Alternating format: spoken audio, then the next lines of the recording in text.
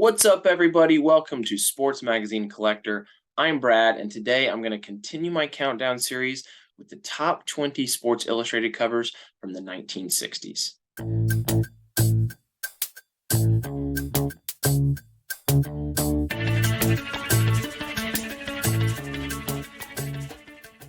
If you haven't already seen the video counting down covers 40 through 21, make sure you check that one out first. And let me restate a couple key points. One, this ranking is based off of collectability and potential value. Two, this ranking is 100% subjective and is based on my own personal opinions. And three, when I run through the pop counts of each issue, I'm referring to newsstand copies only. So with that being said, let's jump right in with the 20th best cover from the 1960s. Here we go. Coming in at number 20, we have Wilt Chamberlain. This is Wilt Chamberlain's second Sports Illustrated cover. It's actually his first solo cover, the first time he appeared by himself on the cover. This is from 1965, and it's the second of 9 times that he appeared on the cover of Sports Illustrated. So we know that Wilt Chamberlain is one of the most dominant athletes in the history of all sports. Hall of Famer, 13-time All-Star. He won 4 MVPs. He won 7 scoring titles, 11 rebounding titles. He even won an assist title in 1967-68, averaging 8.5 assists per game. He's a 2-time NBA champion, and he's ranked number 6 on ESPN's all-time greatest list. We could go on and on about Wilt's insane stats. He also averaged 50 points and 25 rebounds per game. He had a 100-point game. No other player has ever averaged 30 points and 20 rebounds in a season, but he did that 7 times, and he actually averaged that for his entire 14-year career. Also, interestingly, he played with the Harlem Globetrotters before joining the NBA. Now, this specific issue has only been graded 6 times, and the current leader is a 9.2. And let's get a little bit of context about this cover here. It says, "My Life in a Bush League," kind of a curious title, kind of a curious headline. Well, the context is that Wilt, he had just finished his 6th year in the NBA. He had crazy averages, 41 points per game, 24.5 rebounds per game, and he played with the 76ers, who at this time were being eliminated by the Celtics, led by Bill Russell, and they lost Game 7 by a single point. That was actually the famous game when John Havlicek stole the ball. And so Wilt wrote an article in this Sports Illustrated, basically talking about why he kind of thought the NBA was a little bit of a bush league at the time, mainly talking about situations with owners trading players and not even talking to them, and kind of the good old boy system of hiring coaches who weren't really qualified and who weren't actually good coaches. So it was a very interesting article, but that kind of explains this unique headline, "My Life in a Bush League." But still an awesome cover. Got Wilt up front and center, got a really cool pink background, and this comes in at number 20. At number 19 on the list, we have NFL legend Jim Brown. Jim was on the Sports Illustrated cover 7 times, and this is his very first appearance. This is from 1960. Now, as I've said before, artist renderings such as this one drop down a couple spots on my lists, as opposed to if it was an in-action photo or an in-person photo of Jim. But in my opinion, this is a really cool drawing. This is a really cool artist rendering. So still coming in high at number 19. Jim Brown is a 9-time Pro Bowler in the Hall of Fame. He won 3 MVPs. He led the league in rushing in 8 of his 9 seasons. And he's widely considered to be one of the top 3 or top 5 greatest NFL players of all time. Also unique about Jim Brown, he's in the Lacrosse Hall of Fame. And actually the Lacrosse Premier League MVP trophy is named after Jim Brown. So this issue has been graded 22 total times, and the current leader is a 9.0. Number 18, we have the Packers' great quarterback, Bart Starr. This is his first Sports Illustrated cover out of 4 weekly appearances that he made, and this is from 1961. Bart Starr is a Hall of Famer, 4-time Pro Bowler. He won the first 2 Super Bowls. He also won 5 NFL championships before the Super Bowl, and he was an MVP. So he's an all-time legend. This is a really beautiful photo here and a really awesome cover. There have been 11 copies of this issue graded, and the current leader is a 7.5. At number 17, before he became known as Mr. October, we have Reggie Jackson here on his first Sports Illustrated cover from 1969. He appeared on 9 total weekly covers of Sports Illustrated, and he's a Hall of Famer, 14-time All-Star. He won 5 World Series. He was 2 times the World Series MVP, and he finished his career with 563 career home runs. And at one point, he hit 3 consecutive home runs in the Game 6 clinching game of the 1977 World Series. So he's an all-time great. This issue has been graded 13 times, with the leader being a 9.2. Coming in at number 16, we have Muhammad Ali. This is his second Sports Illustrated cover. Here he's still known as Cassius Clay, and this is an awesome cover. This is from 1964, the second of 38 weekly appearances on the cover for Muhammad Ali. We know he's the greatest, and this issue was actually released the night before his big fight with Sonny Liston, which, he went on to win that fight, and that was the first time he became the heavyweight champion. So the whole context behind this image with Cassius Clay sitting there in the bank vault, my $1 million getaway. Clay actually wrote an article, or Muhammad Ali wrote an article in this issue, and he talked about how he was so special as opposed to the other boxers because he had the jive, which, he was able to use his mouth, he was able to intimidate. And so by the time that the Liston fight was over, he said that he will have earned $1 million thanks to his mouth. This issue has been graded 9 total times, and the current leader is a 9.0. Number 15, Jerry West. This is his first cover. Once again, maybe a couple notches lower because this is a drawing, but this is a really cool drawing. You got Jerry West in his business suit. He's got his classic blue Lakers jersey draped over his shoulder. Just looks really neat. This is from 1965.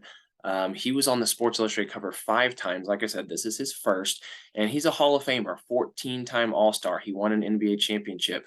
As we know, he is the actual logo, the image of the logo in the NBA design. He was known as Mr. Clutch. He hit a 60-foot buzzer beater in Game 3 of the 1970 finals to send the game to overtime. He still has the highest points per game average in a playoff series, averaging 46 points per game. He made 5 all-defensive teams, and that's impressive. That's impressive because the all-defensive teams didn't start until he was already age 32, and he played in 9 NBA finals. He's actually the only player ever to win Finals MVP on the losing team. So this issue's only been graded 3 times, and the current leader is a 7.0. At number 14, we have Pete Rose. This is his first cover. This is from 1968. Pete Rose appeared on 16 weekly issues, and this is just a really awesome cover. You've got a really fitting headline, the Reds brash Pete Rose, for someone who went on to be one of the most controversial figures in baseball history. And you got the different little action shots up top. You got a young Pete Rose on the bottom following his swing. And I just love the red and the yellow on this cover. So Pete Rose was a 17-time All-Star. He won an MVP. He won a couple Gold Gloves, 3 World Series, 3 batting titles. He had a career .303 average over 24 seasons, and he is the all-time leader in hits with 4,256. ESPN ranked him number 34 all-time on their list, and this issue's been graded 22 times, with the leader being a 9.4. At number 13, it's our only non-athletes on the list. We have John F. Kennedy and Jackie Kennedy. This is from 1960. This was the only time that John F. Kennedy appeared on the cover of Sports Illustrated. In fact, this is one of only 4 presidents to ever be on the cover. Gerald Ford, Ronald Reagan, and Bill Clinton also went on to be on the cover. Now, John F. Kennedy was not actually the president yet whenever him and Jackie appeared on this cover. This was leading up to his election in 1961. So this was kind of during his campaign period. And Kennedy actually penned a piece for this Sports Illustrated touting the importance of the physical soundness for Americans, which is what led to this photo, what led to this cover. Really cool issue. Very, very tough to find. Only 2 copies of this issue in newsstand have ever been graded, and the highest is a 7.5. Coming in at number 12, we have Roger Maris, the full story of the chase for number 60. This is his first cover. This is the first of 2 times he appeared. And this one is more about the moment, not necessarily the athlete. So Roger Maris is not even a Hall of Famer. Now, he did win back-to-back MVPs. He was a 7-time All-Star. He won 3 World Series. And I think he will probably eventually be in the Hall of Fame, but this is about the historic chase from 1961, where Roger Maris hit 61 home runs to break Babe Ruth's then record of 60 home runs. So this was a wild season. For a while, Mantle and Maris were both chasing the record, and there was a lot of controversy because Ford Frick, who was the commissioner of baseball at the time, he actually said that unless the record was broken in the first 154 games, he was going to put an asterisk next to the record. And that's because this was the first season that the American League switched from 154 games to 162 games. And it turned out that Roger Maris actually hit his 61st home run in the very last game, the 162nd game of the season. So because he did it in 8 more games than it took Ruth to do the 60 home runs, a lot of people didn't like that. And actually, as he closed in on Ruth's record, Maris received a lot of death threats. He even had to have an NYPD officer assigned to watch over him. Now, after a few years, the whole asterisk controversy died down, and all of the prominent baseball record keepers showed that Maris was the single season record holder. But at the time, it was said to be so stressful for Roger Maris that he would lose clumps of hair throughout the season. So this is really an iconic cover. Just an iconic moment, a whole iconic season, the whole chase of number 60. And this cover has been graded 19 times, with the current leader being a 9.0. Next up, we have Pistol Pete Maravich. His second cover came in at number 30 on the countdown, and this is his first cover at number 11 on the countdown. This is from 1968 in his LSU uniform. And man, I think I'm going to sprain my ankle just looking at those shoes that he's wearing. But this is a really awesome cover. Pistol Pete was the man. He absolutely dominated in college basketball. He scored 44 points per game over 3 seasons at LSU. That was before the three-point line. That was before the shot clock. And he's the all-time leading scorer in NCAA history, even though he wasn't allowed to play varsity as a freshman, as was the rule at the time. He had a productive NBA career as well. Hall of Famer, 5-time All-Star, scoring champ in the 76-77 season, scoring 31 points per game. So Pistol Pete is awesome. This comes in at number 11. It's been graded 15 times, and the current leader is an 8.5. Now for our top 10, and we have Kareem Abdul-Jabbar, still known as Lou Alcindor. This is his first Sports Illustrated cover, kinda. I'll explain in a minute. So this is from 1967. This is one of 29 times that he appeared on the cover. He's an all-time great, Hall of Famer. He won 6 NBA championships, a record 6 MVPs, a record 19-time All-Star. He's the all-time leading scorer in NBA history. He also won 3 college basketball championships. He was 3-time College Player of the Year, and he's number 3 on ESPN's all-time greatest list for NBA players. So Kareem Abdul-Jabbar actually did appear on one other cover before this, but that cover only showed his legs. You had to literally open up the magazine to see Kareem's face. So to me, that's just not as collectible. I really consider this to be Kareem's first I consider this to be his true first cover. To me, this is his most collectible issue.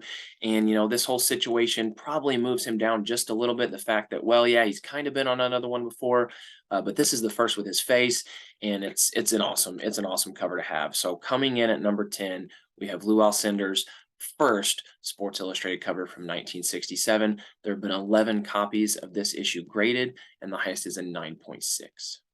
Coming in at number 9, we have Joe Namath. This is his first Sports Illustrated cover. He was on the cover a total of 10 times, and this is from 1965. Now, Joe Namath, he's kind of more of a legend than he is like a statistical great, and that's what makes this so awesome. Now, he is a Hall of Famer. He made 5 Pro Bowls. He did win a Super Bowl. He was a Super Bowl MVP. He was also 2-time AFL MVP. He also won a national championship at Alabama as their quarterback. And he was the first quarterback to ever win both a college and professional championship. So this cover was actually while Joe was still in the AFL. Broadway Joe, he was seen as a sex symbol. He was a media icon. He was in movies, commercials, and this cover just perfectly depicts him. You've got him there in the front of Broadway. You know, football goes showbiz. This just absolutely encapsulates what Joe Namath was all about. Now, obviously, he went on to cement his legacy several years later in 1969 when he guaranteed his heavy underdog Jets would win Super Bowl III against the Baltimore Colts, and it's still considered one of the greatest sports upsets of all time. And that Super Bowl victory was the first for an AFL franchise, which kind of helped dismiss the notion that the AFL teams were inferior to the NFL teams. So awesome cover here, Joe Namath. This has been graded a total of 10 times, and the highest is an 8.5. Coming in at number 8, we have pitching legend Sandy Koufax. He appeared on 6 weekly Sports Illustrated covers, and this is his very first cover from 1963. I love this cover. Up close shot of Sandy Koufax, got him gripping the pitch there. He's a Hall of Famer. He won an MVP, 7-time All-Star. He won 3 Cy Young Awards. 3 times he won the pitching triple crown, which I'm pretty sure is wins, ERA, and strikeouts. He won 5 ERA titles. He won 4 World Series. Twice he was World Series MVP. He also threw 4 no-hitters, including 1 perfect game. He comes in at number 32 all-time on ESPN's list, and he's the 9th pitcher on that list. So this issue has been graded 6 times, and the current leader is an 8.5. At number 7, we have Bill Russell. This is Bill Russell's first Sports Illustrated cover from 1965. He appeared on the cover 10 times on weekly issues. Bill Russell is one of the greatest champions of all time. He was an amazing activist for Black athletes. He's just a legend in every sense of the word. He's a Hall of Famer, 12-time All-Star. He won 11 NBA championships.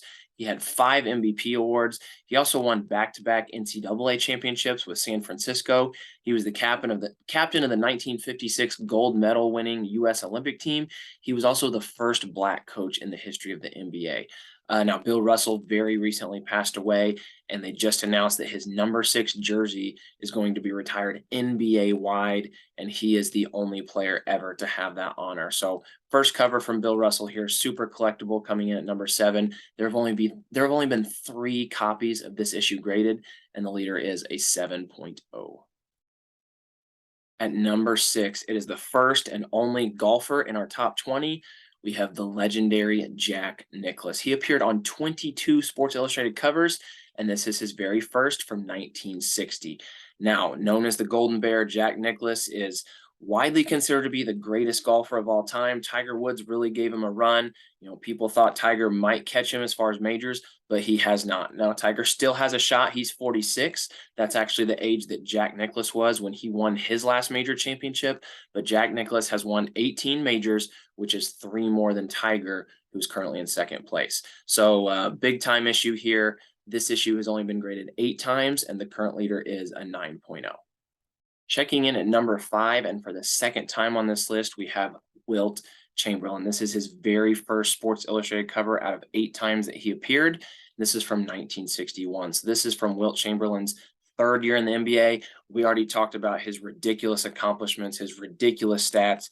He's one of the all-time greatest. And so this being his first cover, you know, kind of odd. He's got the coach there more in the forefront, and he's kind of standing there in the background. But once again, it's the very first time he appeared on the cover, so that puts this one very, very high. There have only been 9 copies of this issue graded, and the current leader is 8.5. Coming in at number 4, how fitting, number 4, Bobby Orr. This is our first hockey player on the countdown. And this is Bobby Orr's first cover from 1967. He appeared on 5 total covers. Bobby Orr is an all-time great. He's a Hall of Famer, 9-time All-Star. He won 3 MVPs. 8 times he was the Defensive Player of the Year. He also won 2 Ross trophies for the scoring title, and he's the only defenseman ever to win that award. So Bobby Orr widely is considered to be the 2nd greatest hockey player of all time, behind only Wayne Gretzky, and this issue has been graded 20 times, with the current leader being a 9.0. This cover is just some awesome photography. You've got Bobby Orr up there in the forefront with looking like a bloody nose. Then you've got the goalie in the back with that awesome mask, and then you've got even a 3rd layer there with the referee, you know, focused, hands on his knees. Just really amazing photography. Great example here of how Sports Illustrated just set itself apart from the other publications with its awesome photography. And yeah, Bobby Orr first cover, super awesome. Number 4 on the list. Number 3, it's Hammerin' Hank Aaron. This is his first cover from 1969. He appeared on the cover 6 times, but what's really odd is this first cover from 1969, this was actually Hank Aaron's 16th season in the MLB. He played a total of 23, so it took a really long time for him to get on the cover, but here it is, and this is a beautiful cover. I love this photo. Awesome image. Hank Aaron, Hall of Famer. He won an MVP. He was a 21-year All-Star. He won 3 Gold Gloves. He won 2 batting titles. He won a World Series. He's 3rd all-time in hits. He's 2nd all-time in home runs behind only Barry Bonds. He's the all-time leader in RBIs and total bases, and he came in at number 3 on ESPN's all-time list, only behind Willie Mays and Babe Ruth. So another interesting fact about Hank Aaron is he actually briefly played in the Negro Leagues before beginning his MLB career. And when he retired in 1976, he was the last active player to have played in the Negro Leagues. So this issue has been graded 17 times, and the current leader is a 9.0. Coming in at number 2, we have the legendary Roberto Clemente. Clemente only appeared on one Sports Illustrated cover, and this is it. This is from 1967. Clemente is a Hall of Famer. He won an MVP. He was a 13-year All-Star. He won 12 Gold Gloves, 4 batting titles. He won 2 World Series, and he was the 1971 World Series MVP. Now, Clemente, as many of us know, he finished with exactly 3,000 hits. That's because his life was drastically cut short. On December 31st, 1972, he died in a plane crash at the age of 38 while he was actually en route to deliver aid to earthquake victims in Nicaragua. So because he died at a young age and he had such a stellar career, the Hall of Fame actually changed their eligibility rules. And as an alternative to a player having to wait 5 years after the retirement to be eligible, they made a rule that said a player who had been deceased for at least 6 months would also be eligible. So they also have created the Clemente Award, which is obviously named after him, and it's given to the player who best exemplifies the game of baseball, sportsmanship, community involvement, and the individual's contribution to his team. So one of the most prestigious and honorable awards out there is named after Roberto Clemente. There are probably some athletes on this list who are a little bit bigger in stature as far as their athletic accomplishments, but this issue comes in at number 2 just because of almost the mystique around Roberto Clemente. He was such an icon, especially for the Latin American community, and also combined with just the aesthetics of this cover, the beautiful covers, kind of the retro look there, the awesome photo, all of that combined, and the fact that this is his only cover puts Roberto Clemente at number 2 on this list. Absolutely awesome issue. It's only been graded 13 times, and the leader is a 9.0. Coming in as the top Sports Illustrated cover from the 1960s, not a big surprise, we have Cassius Clay, better known as Muhammad Ali. This is Muhammad Ali's very first appearance on the cover of Sports Illustrated. He appeared 38 weekly times, which is actually the second most appearances behind only Michael Jordan, and this first cover was from 1963. So this is the 4th time that Muhammad Ali cracked my top 40 list for the top issues in the 1960s. This cover was actually 8 months before he became heavyweight champion for the first time. So since we've already talked about Ali's accomplishments, since we already know that he's the greatest, I want to read a little excerpt from this magazine, from the story behind this cover. You can see Cassius Clay there. He invades Britain, so he was actually in London. And once again, this was before he became the heavyweight champion. So here's a little bit of background. Here's an excerpt from the article that goes along with this cover. Self-advertised as the uncrowned world champion, Clay is indeed an extravagantly promising boxer and the next, if illogical, contender for Sonny Liston's heavyweight title. What brought him to London was a match with grizzled Henry Cooper. Cassius in England applied the economic theory he had found so workable in the US. To sweeten the gate, you must first sour the people. I'm only here, he told the natives, marking time before I annihilate that ugly bear Liston. After 5 rounds, said Clay, Henry Cooper will think his name is Gordon Cooper. He'll be in orbit. Then Cassius set out to strut the town, offering his autograph for a 5-pound note, calling Buckingham Palace a swell pad. Gradually, the press found its own voice. Columnists gruffed about his rudeness, his immodesty, and his big mouth. Did he really mind? Hardly. His critics had fallen into the baited trap. His philosophy of sweet and sour ham was working like a charm, and tickets were selling like fish and chips. People tell me to hang one on him and button his lips, said Henry Cooper, and I am looking forward to doing just that. Naturally, at week's end, Henry Cooper was the sentimental favorite, and naturally, the smart money was all behind Cassius Clay. Man, that is poetry right there, and that just captures what Muhammad Ali was all about. We know that he loved to talk, but hey, he went on to back it up. He is the greatest, and he comes in at number 1 on the top Sports Illustrated covers from the 1960s. This issue has been graded a total of 19 times in newsstand, and the highest copy is a 9.6. Thank you for watching my countdown of the best Sports Illustrated covers from the 1960s. Be sure to check out all of my other countdown videos from the other decades. I appreciate all likes, comments, subscribes. Follow Sports Magazine Collector on Twitter and Instagram for daily content, and be sure to stick around for some trivia. Trivia time, here we go. Last week, I asked the question, which MLB player has the highest career total of WAR to never be on the cover of Sports Illustrated? The correct answer to that was Cy Young. Today's question, of the 28 MLB players in the 500 home run club, there's only one who played in the 1980s or later and was never on the cover of any type of Sports Illustrated issue. Who is that player? Leave your answer in the comment. First to get it correct will get a shout out in my next video. See you guys next time.